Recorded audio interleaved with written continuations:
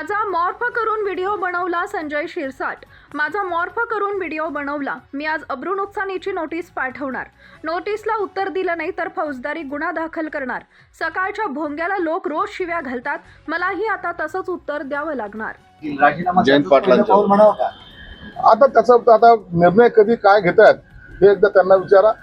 परंतु एक निश्चित आहे, आता जयंत पाटलाची जी काय घुसपट होत होती ती आता थांबली असावी। तुमचं आमंत्रण आहे त्यांना, तुमचं आमंत्रण आहे त्यांना, त्याचा निर्णय आता हे पक्षाचे वरिष्ठ नेते घेतील। रोहित पवारांना नोटीस आली आहे। येऊ द्या ना, मी तुम्हाला प्रत्येक वेळा सांगतो, विरोधी पक्षातले जरी असेल किंवा सत्ताधारी पक्षातले जरी असेल, कुणालाही नोटीस आली तर त्याचं उत्तर द्या ना।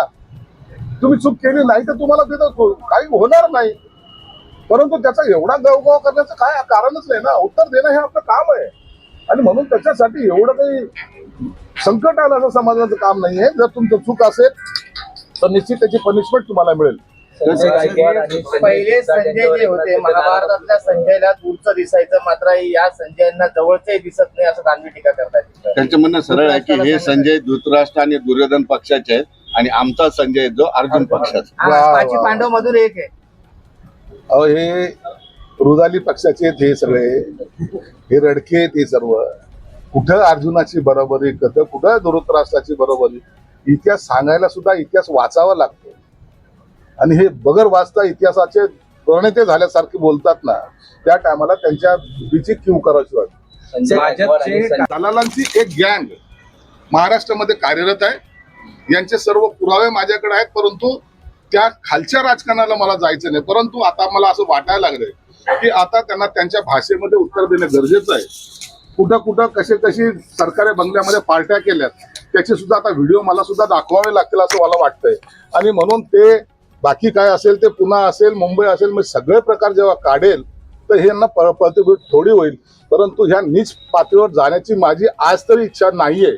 जर त्यांनी माझ्या विरोधात आणखीन गरळ ओकण्याचा प्रयत्न केला तर मला निश्चित त्या भाषेमध्ये त्यांना उत्तर द्यावं लागेल। असं म्हणाले की तुम्ही कुठल्या पातळीवर गेलेले आहात, हे तुमच्या राजकारणात तुमच्या तत्वात बसतं का? माझ्या बेडरूम मध्ये मी बसणं हे माझ्या पातळीत बसत नाही काय? नालायकानं हो, तुम्ही जाऊन कुठलचा तरी व्हिडिओ काढून त्याचा दाखवायचा प्रयत्न करताय, तुम्हाला त्याची लाज लज्जा काही वाटते का? या अशा प्रकारचं कधी राजकारण कधी महाराष्ट्राने पाहिलंय का? सुसंस्कृत असलेले तुम्ही ही अशी नीच पातळी गाठता, याच्यामुळे तुम्हाला वाटतं आमची जास्त बदनामी होते।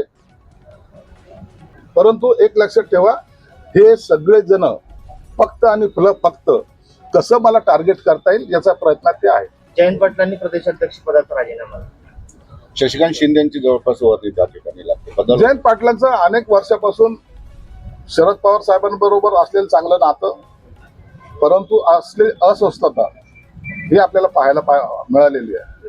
त्यांनी अनेक वेळेला त्या पक्षामध्ये काम करताना इंटरेस्ट एवढा काही दाखवलेला नाही आणि मागेच ते म्हणत होते की मी राजीनामा देणार, कदाचित म्हणून त्यांनी आज राजीनामा दिला असावं आणि कुणाची वर्णी लावतात हा त्यांच्या पक्षाचा अंतर्गत भविष्यवाणी केली अशा बातम्या येतात, खरं काय? नाही, असं कधी नाराज असण्याचं काही कारण नाहीये।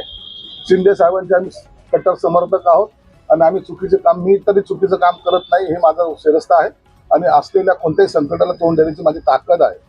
म्हणून शिंदे साहेबांना अपेक्षित असलेलाच काम मी करणार, पण त्यांचा आमच्या नाराजीचा प्रश्न आहे। सर, संजय गायकवाडांचा एक व्हिडिओ समोर आला। संजय गायकवाडांनी जी मारहाण केली, कोण त्रास देतो तुम्हाला? वारंवार काही ना काहीतरी तुम्ही चर्चेत राहताय। कोण याच्या चर्चेत राहण्यासाठी मी तेवढं काहीतरी करतो याची जाणीव त्यांना झाली आताच्या परिस्थितीत आणि मी जे काही करतो ते त्यांना झोंबतंय एवढं मात्र निश्चित आहे। परंतु शिवसेना प्रमुखांचा शिवसैनिक आहे मी, वाकणाऱ्या मधला नाही, मी चाटणाऱ्या मधला नाही, मी सिल्वर ओक मधला जाणाऱ्या मधला नाही, तो स्वाभिमानाने लढणारा आम्ही सर्वजण आहोत। म्हणून आमची त्यांना दखल घ्यावी लागते आणि त्याच्यामुळे हे कुटाने बाहेर येतात आणि या कुटाण्याचं भांडवल करायचा ते प्रयत्न करतात। सर, एक शेवटचं, संजयमुळं शिंदे यांना अडचणीत आणण्याचा प्रयत्न आहे, डाव आहे असं तुम्ही काही काळजी करू नका, आम्ही सर्व व्यवस्थित आहोत। राज व फडणवीस यांचे चांगले संबंध आहेत, ते दोघेही मुंबईच्या हिताचाच निर्णय घेतील, तेव्हा राज ठाकरे हे भाजप सोबत जाणार का अशी चर्चा सुरू आहे। पण राज साहेबांचे आम्ही पहिल्यापासून सांगितलं, आम्ही कुणाला विरोध म्हणून विरोध करत नाही, तर राज साहेबांचा स्वभाव हा सगळ्यांशी बोलणं।